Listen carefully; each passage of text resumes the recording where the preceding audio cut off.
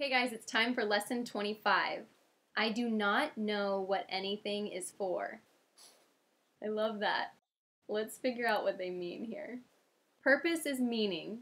Today's idea explains why nothing you see means anything. You do not know what it is for. Therefore, it is meaningless to you. Everything is for your own best interests. That is what it is for. That is its purpose. That is what it means. It is in recognizing this that your goals become unified. It is in recognizing this that what you see is given meaning. You perceive the world and everything in it as meaningful in terms of ego goals. These goals have nothing to do with your own best interests because the ego is not you. This false identification makes you incapable of understanding what anything is for. As a result, you are bound to misuse it. When you believe this, you will try to withdraw the goals you have assigned to the world instead of attempting to reinforce them. Another way of describing the goals you now perceive is to say that they are all concerned with personal interests. Since you have no personal interests, your goals are really concerned with nothing. In cherishing them, therefore, you have no goals at all, and thus you do not know what anything is for. Now this is a little bit confusing because you may be thinking, okay, so I think these are for my personal interests, but the course is saying that it's for my own best interests, and so what's the difference between personal interests and best interests? Good question, good wondering. We'll figure it out. Let's keep going.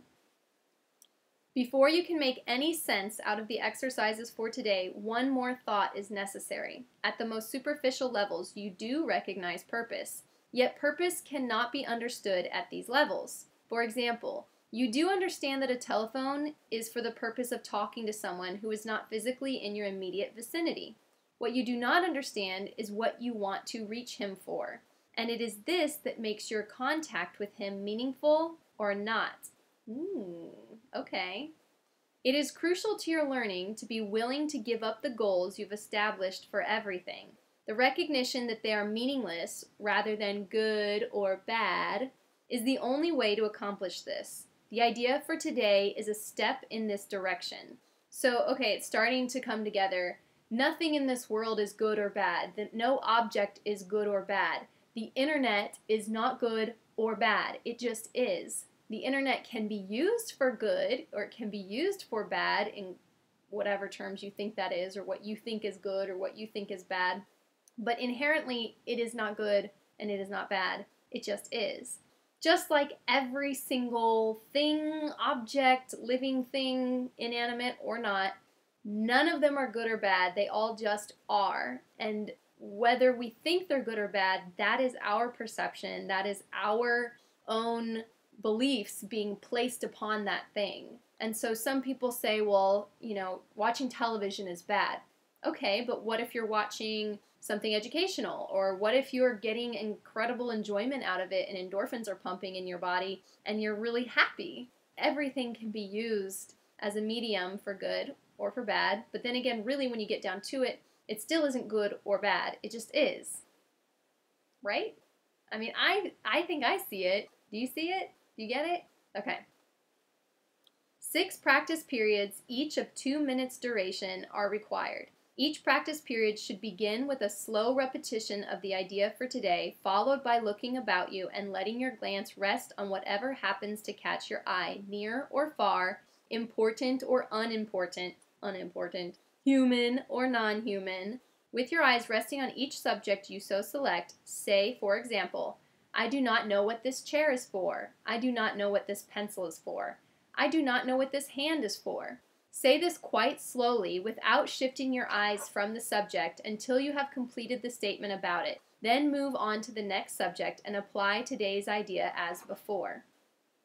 So I remember doing this exercise and I happened to be looking at a water bottle and I was really thinking about what is this water bottle for? Sure, it's for hydration. But looking at it, I saw it as bad because it was not reusable. It was disposable, made of that, thin, cheap plastic that is, quote, bad for the environment.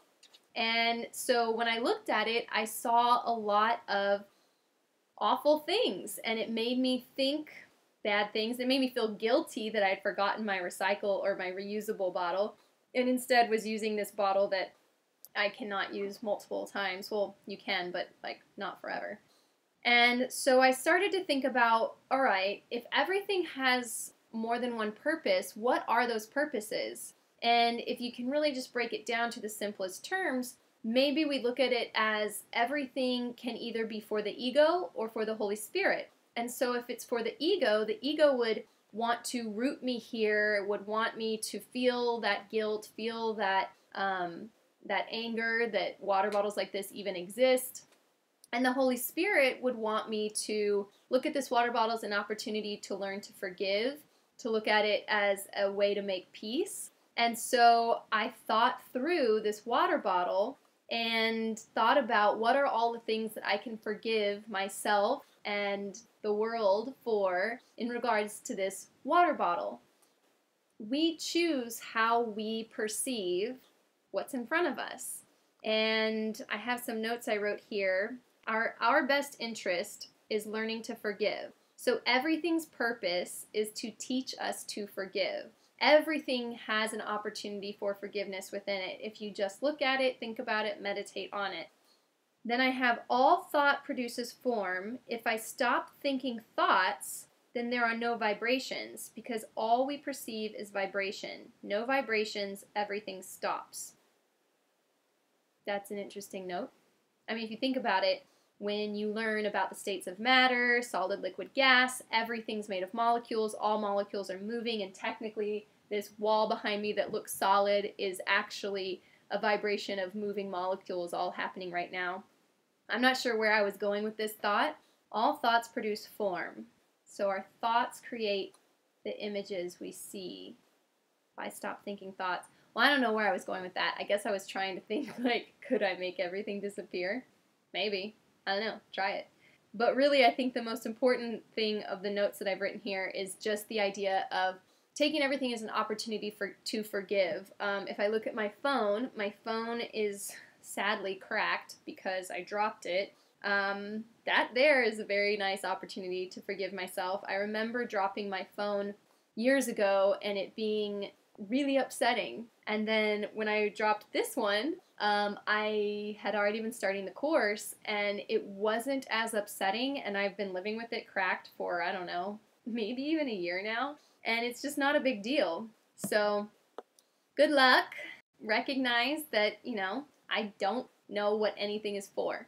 And maybe think about, in meditation, asking, well, what is this for? That was the answer I got, that everything is giving us an opportunity to choose the ego or choose the Holy Spirit, to choose forgiveness or to choose unforgiveness, to choose love or to choose hate. So that's what made sense to me when I did this lesson. And I'm curious if you guys get any other insight. If you do, please share it, add a comment, or send me an email. I'd love to hear from you. And we're coming up pretty soon on 4 weeks, guys. I'm pretty excited, and I hope you are too. So I'll see you for lesson 26. Bye.